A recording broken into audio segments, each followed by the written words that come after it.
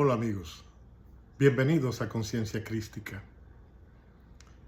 Siddhartha Gautama fue un príncipe guerrero nacido en el norte central de la India y quien tuvo la oportunidad de convertirse en rey en su comarca.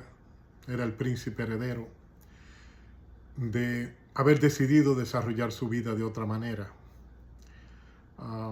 Pero su creciente interés en conocer el mundo exterior al palacio donde había nacido y se había desarrollado toda su vida, rodeado de todos los placeres y riquezas que el poder y el dinero puede ofrecer, le hizo escapar un día de palacio para mezclarse con la gente común y corriente y conocer la realidad del mundo exterior. Sin embargo, los privilegios que él disfrutaba en palacio no fueron nunca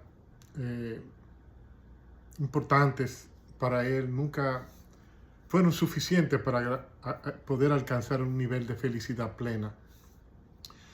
Cuando él salió de su hogar materno, Siddhartha Gautama, posteriormente conocido como el Buda, tendría 29 años de edad, se había casado, tenía un hijo ya, y hasta ese momento que tuvo ese contacto con la gente sencilla exterior a la vida de palacio, hasta ese momento fue que pudo conocer y percibir cosas tan sencillas y naturales como que existía la vejez, que existía la enfermedad, la pobreza y la propia muerte. Su padre, el rey, en un afán de mantenerlo alejado de los contactos de ese tipo, no quería que tuviera contacto con ninguna fuente de infelicidad o de tristeza o de cadencia.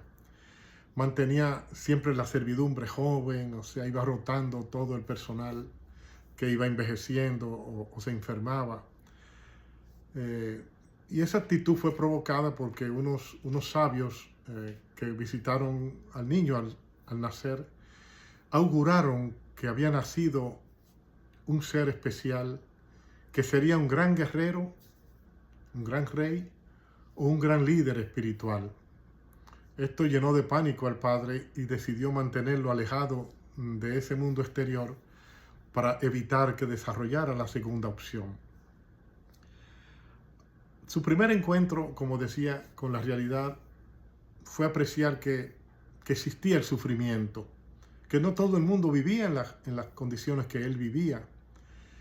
Y fue entonces cuando él decidió buscar en sí mismo primero cuál era la causa del sufrimiento de esos seres humanos y de todos, porque tuvo plena conciencia de que iba él y su familia también por el mismo camino un día.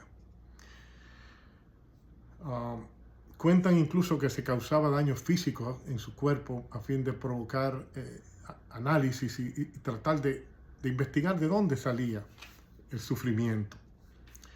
Un día, sin embargo, mientras estaba en una de esas largas meditaciones que hacía constantemente, logró accesar al conocimiento pleno, a su despertar espiritual, como decimos corrientemente. Y luego exhortaría a sus adeptos a que siguieran las pautas de lo que se conoce como las 4 grandes verdades del Buda. La primera verdad es que todo en nuestra vida es sufrimiento. Nacer, enfermarnos, la vejez, la muerte son una prueba contundente del dolor y la infelicidad del ser humano. Descubre además que el origen del sufrimiento no era solamente físico. También ocurre cuando no obtenemos lo que nosotros queremos, cuando algo que que perdemos algo que creíamos era nuestro. Todo en realidad es causa de sufrimiento en el mundo. La segunda verdad es que todo se origina en nuestra propia ignorancia de nuestra realidad, ya que esa ignorancia se convierte en deseo, en un apego por todas las cosas que entendemos son necesarias para nosotros lograr una felicidad total. Ese deseo egoísta e insaciable encierra la causa del sufrimiento y también provoca el efecto. Es en esencia la ley de causa y efecto en funcionamiento. Y esa es la razón por la que un hombre se enfrenta a otro hombre, la razón por que naciones se enfrenten a otras naciones en guerras, de que hijos se enfrenten a sus padres, hermanos se peleen contra hermanos, incluso creyentes de una religión o de una rama de una misma religión se enfrentan con seguidores de otros credos. La tercera gran verdad es que se puede poner fin a ese sufrimiento y desarrolló un método muy simple. Tenemos que eliminar el deseo, simplemente.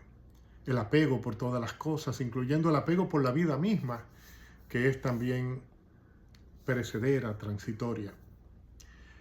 Y finalmente, la cuarta verdad es que existe una manera de eliminar el deseo, y es a través de lo que él llamó el sendero óctuplo, o sea, plantea la solución a la eliminación del deseo y del apego en 8 preceptos, digámosle así, que son los siguientes. La recta comprensión.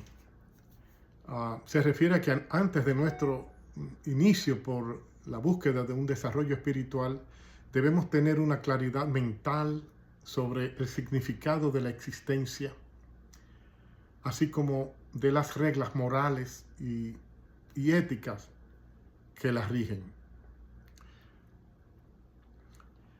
El segundo tema del sendero óctuplo es el recto pensamiento. Nuestra mente debe estar siempre libre de prejuicios, de inmoralidades, de sentimientos negativos como la maldad, y generar solamente juicios sanos y justos. El tercer camino es el recto hablar.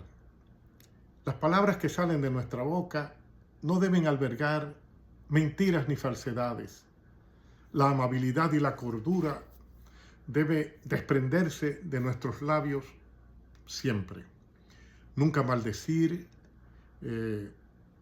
incluso el tono de voz no debe ser ensordecedor, sino más bien pausado y tranquilo. El cuarto sendero del sendero óctuplo es el recto accionar. ¿A qué se refiere esto? A no hacer daño a nadie, no matar, no robar, más bien ser caritativo y generoso en nuestra relación con los demás, practicar la pureza sexual, no participar en actos depravados, ser honesto y sincero, no tomar bebidas alcohólicas ni usar drogas alucinógenas. En quinto lugar está la recta forma de ganarnos la vida. Debemos perseguir ocupaciones que permitan que nosotros ganemos dinero, nos ganemos la vida honradamente, sin acudir a falsedades ni fraudes, sino más bien en actividades, si es posible, dedicadas al bien de la sociedad, al servicio de los demás. No involucrarnos nunca en asuntos ilegales de ningún tipo.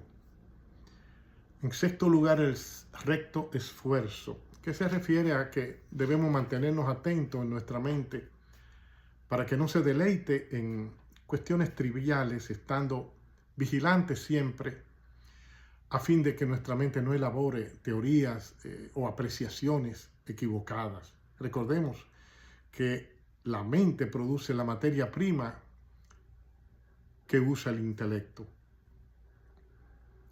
Y por último, la recta concentración.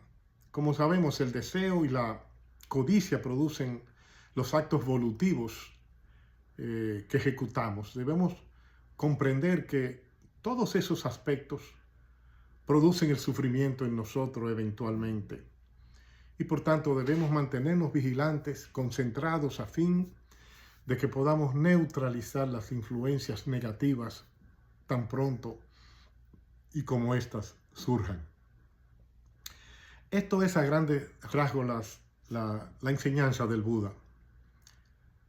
Ustedes saben, a mí me gusta asociar cada tendencia religiosa con las demás, porque en el fondo yo entiendo que todas persiguen un mismo fin, aunque tienen diferentes maneras y diferentes rituales, diferentes métodos. Por eso les quiero pedir que me permitan una disquisición personal. Cuando digo que estos mandatos del budismo a mí se me parecen bastante a los 10 mandamientos de Moisés.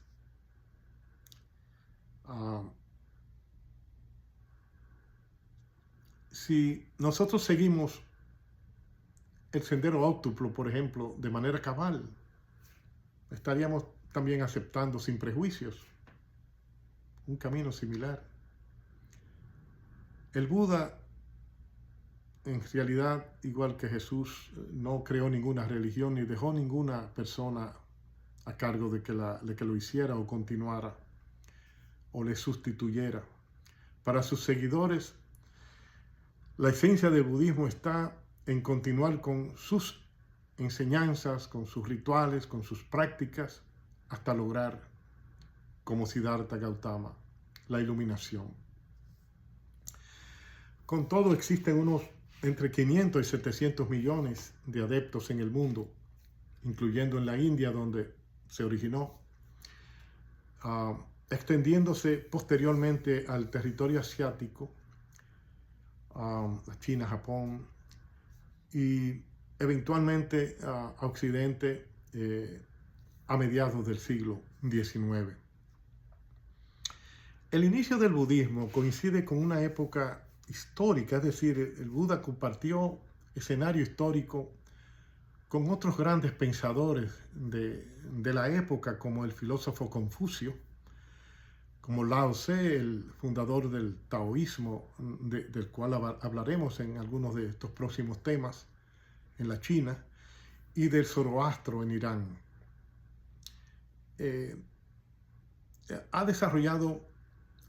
Sus seguidores han desarrollado diferentes ramas, diferentes escuelas, pero las diferencias entre ellas no son de fondo, sino que tienen que ver con solamente algunos aspectos rituales y sobre todo con la aceptación o no de algunos libros sagrados. Es decir, difieren en las interpretaciones sobre la canonicidad de algunos de esos textos. En la India, obviamente, el budismo tiene mucho arraigo, sobre todo en los aspectos relacionados con la temática yoga y la meditación, y la oposición del Buda al sistema de castas que rige y regía sobre todo con mucha fuerza en la India, le dio un impulso al budismo, sin dudas. Y a la inversa ocurre también, es decir, se distingue una aceptación bastante amplia de ciertos rituales budistas en el hinduismo. Sin embargo, ahí hay que hacer notar que hay una diferencia bastante fundamental entre ambas filosofías religiosas, y es que los budistas no aceptan la existencia de Dios ni de un alma individual. Siddhartha Gautama se interesó por el proceso humano, por los problemas individuales, que nos causan el sufrimiento, pero entendía que todo ser estaba regido y destinado al samsara, es decir, a la rueda de encarnación y muerte. Y de haber existido un Dios, decía, estaría sujeto a esa misma condición. En cambio, los hinduistas, como ustedes saben, aunque han desarrollado una cultura que les permite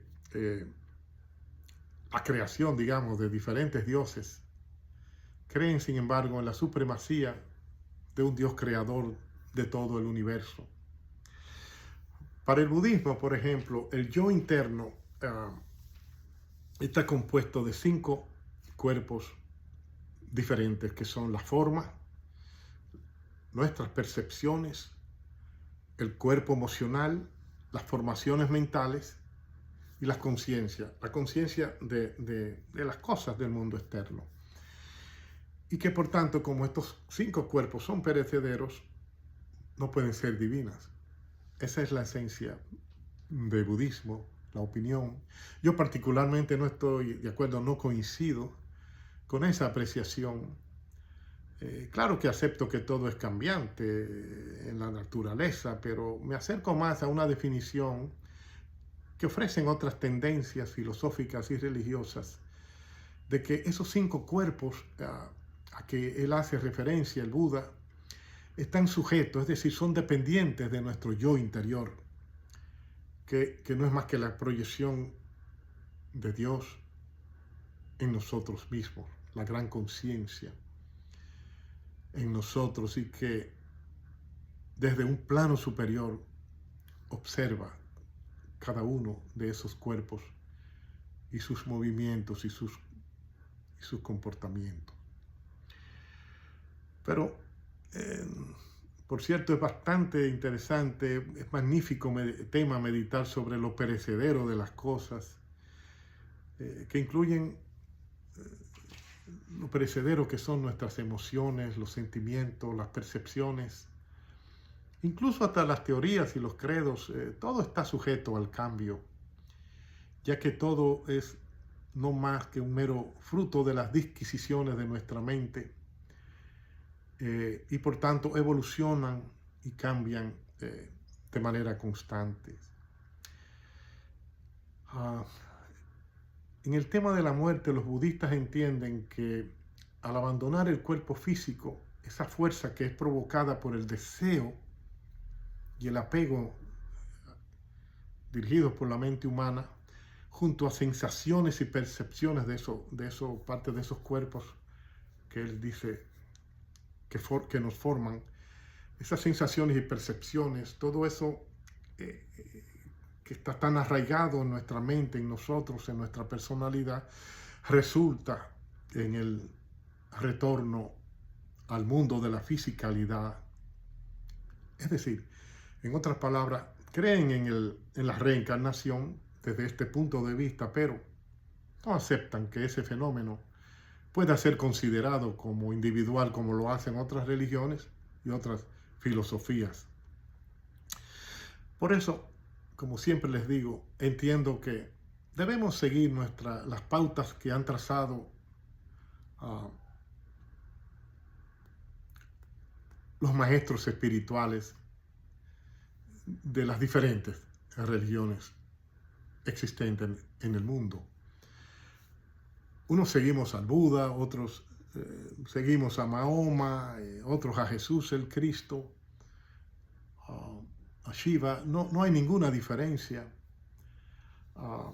Decía Thich Nhat Hanh, ese monje budista de quien les he hablado en alguna ocasión, el monje budista vietnamés que nos dejó el mundo de la fisicalidad hace apenas un año y que contribuyó grandemente al budismo zen, que él decía, un verdadero cristiano es un verdadero budista y un verdadero budista es un verdadero cristiano, decía el maestro.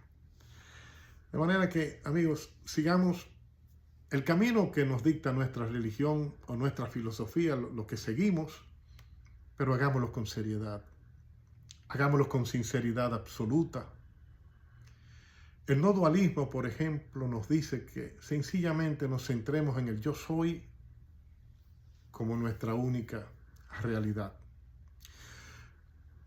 Porque nada está antes de nuestra conciencia. Somos ese espacio donde mora el divino fuera de nuestra conciencia.